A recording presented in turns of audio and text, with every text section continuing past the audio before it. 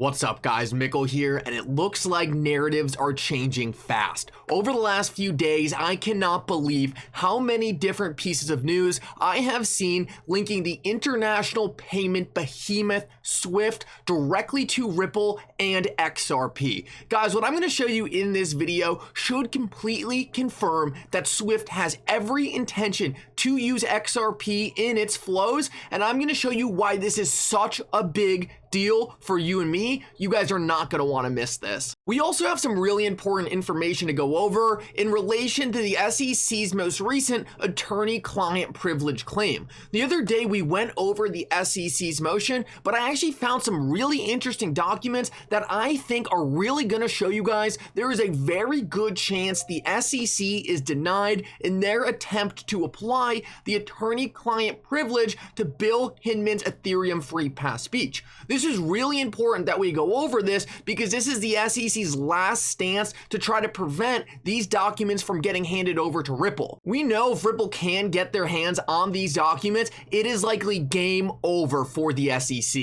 In this video, I'm going to show you guys evidence from Judge Nepern's last DPP ruling that, in my opinion, makes it clear that Judge Nepern is not going to fall for the SEC's tactics, and she is once again going to shoot them down on this new attorney-client privilege claim. You guys are not going to want to miss this. I think it is extremely bullish for Ripple in this case. Guys, like always, if you are new to this channel or come here all the time, please take a second to hit the like and subscribe button down below. It goes such a long way in helping to support this channel, and it means so much to me. If you guys are looking for a good place to buy some XRP, make sure to check out the link in the description below. With that said though, let's jump right into it, and I hope you guys enjoy the content.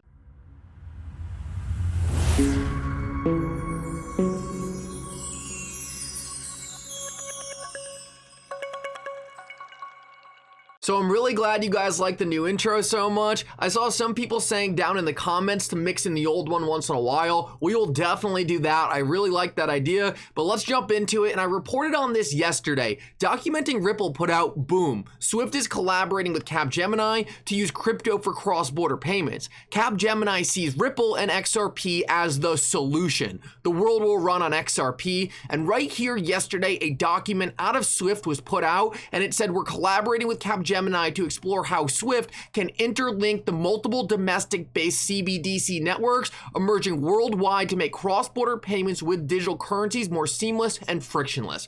Right when I read this, I said this has Ripple and XRP's name all over it. Brad Garlinghouse has been asked multiple times, hey, how does XRP have a place in a world of central bank digital currencies? And he always said, central bank digital currencies are good for domestic payments, but it does not solve the international problem. You need a neutral bridge currency to interlink all these CBDC networks, and that is the same narrative coming out of SWIFT right here. But what made it more interesting was that SWIFT said in this post that they are teaming up with Capgemini to transform this CBDC network. And right here we see on Capgemini's website, companies like Ripple and its XRP protocol are already being touted as the next phase of transformation in the global remittance market. Guys, this is an amazing thing to see out of a company who just teamed up with SWIFT to transform international payments using digital currencies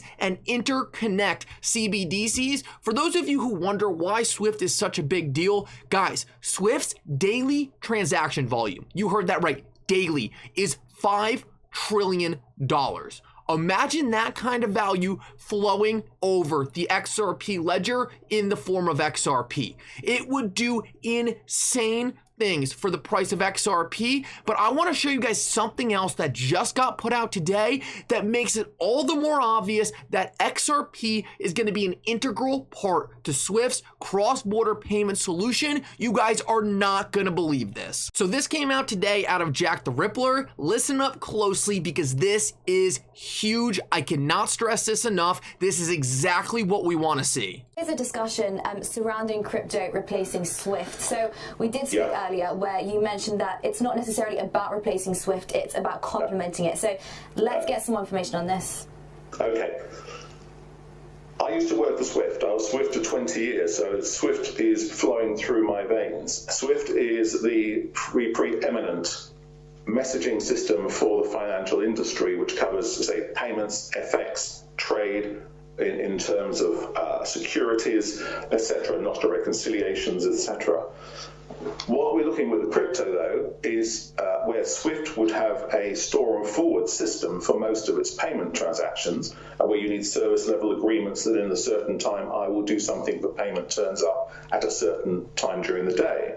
Here we're looking at the new network styles, which allow instant, real-time movement to the funds and visibility of those funds as well. So we would not have a situation where banks need to come back to you and say, have my funds arrived? It's 3 days later. I need to find out or find query messages moving around the network. There's nothing like that. I don't believe Ripple is going to replace SWIFT. Ripple is one of the complementary networks, which is going to allow those institutions who need real time to make use of that. And I think we're also seeing that SWIFT are changing their network capability so that real time will be a possibility as well. But we may also see Ripple XRP moving across the SWIFT network as a currency when we're perhaps using something like FX. Now, So I just slightly moving on for a second.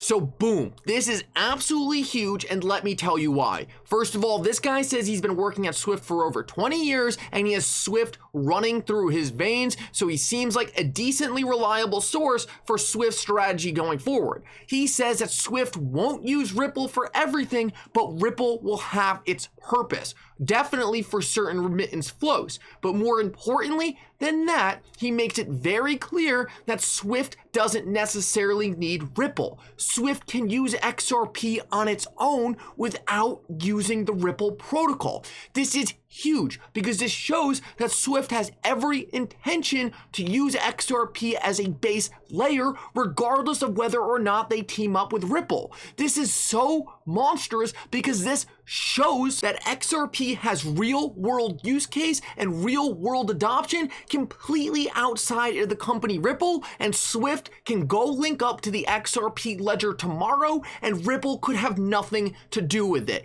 This is absolutely insane and makes me more confident than ever that XRP will 100% be integrated into Swift's $5 trillion worth of flows daily. And the reason why this is just extra bullish is because one theory I had was that Swift might be hesitant to adopt XRP because Ripple is one of their competitors. But no, they say they will use XRP either way because XRP solves a problem that they can't. XRP is neutral, decentralized, it moves lightning fast and moves value around the world in seconds. It's a utility that all the payment companies will use, and Swift is getting ready to use the XRP you and I own. I cannot stress how big this is. I cannot wait for the day trillions of dollars of value are flowing over the XRP ledger, and I think we're a lot closer than many of us know. And guys, I wanted to quickly show you this because so many people are upset by the current price action by different cryptocurrencies, but you need to understand the fundamentals are getting stronger than ever. Look at this post right here. I think it's so important to understand this. It said, when you think that XRP won't succeed, remember this. And this is an old article from the 80s. It says, internet may be just a passing fad as millions give up on it. Guys, you are going to see so much FUD, so many BS takes on cryptocurrency. Understand what you own. Swift is not getting involved with XRP because it's a fad. They are getting involved with it because it's going to transform the entire financial system and they want to be the first to it. We are going to see the same thing that happened in the internet with cryptocurrency. There is no doubt in my mind. Don't get shaken out. Now, guys, I really want to go over this because I think I found something super interesting last night that's going to make you more confident than ever that the SEC's most recent attempt to apply the attorney-client privilege to Bill Hinman's emails and the Ethereum free pass speech is gonna fail miserably. If you guys don't remember from the last couple videos I did, essentially what the SEC is trying to say now is that Bill Hinman's speech about Ethereum not being a security was just his personal opinion, but the drafts and emails leading up to it were SEC guided. They are essentially trying to create this distinction because they are desperately trying to not hand over the emails, and this is their latest tactic to try not to do this. Now, the reason I think this is going to fail miserably is because the SEC actually already tried this in the last time they claimed privilege over these documents, and that was the DPP privilege, and this was ruled on by Judge Netburn a couple of months ago. But I want you guys to look at what Judge Netburn said in this ruling, because I think she makes it very clear. She is not going to buy the fact that the drafts and communications leading up to the speech can be different from the speech itself in terms of whether it's a personal opinion or SEC guided. But let's take a look at what she said. She made it very clear in the DPP decision. Hinman's declaration nevertheless confirmed under oath what the disclaimer made clear, that the speech was intended to and did reflect his personal views. Right here, making it very clear. In her eyes, this entire thing was Hinman's personal opinion.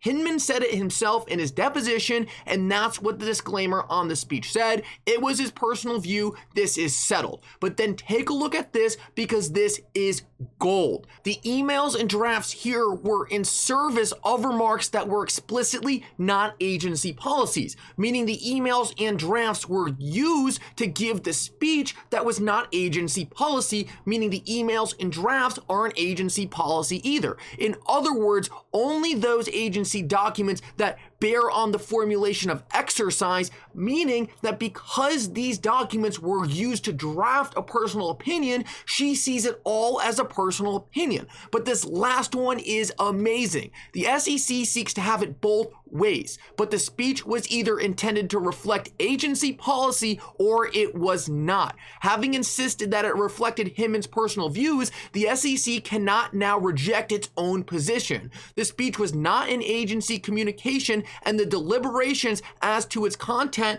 are not protected by the privilege. Guys, Judge Netburn makes it very clear. She is not going to buy this attempt by the SEC to switch between whether it was SEC guided or a personal opinion. She says the SEC already made it very clear. This was all Hinman's personal opinion. That is not going to change. I don't think there is any way she changes her mind for the attorney-client privilege, because she has already stated the speech and what led up to the speech are all Hinman's personal opinion. That's not changing, and this is excellent news for us, because this means, in my opinion, this is going to get rejected. The SEC is going to have to hand over the Bill Hinman emails. So then the question is, do they hand them over or do they settle the case?